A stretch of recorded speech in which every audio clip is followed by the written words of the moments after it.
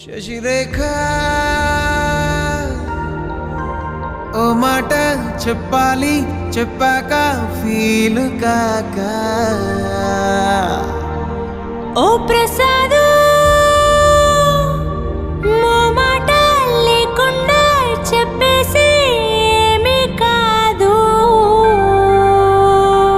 ఓ శశిరేఖ నీ చుట్టూ బిలియన్స్ నావన్నీ ఈఎంఐస్. ఓ ప్రసాదు పైసల్లో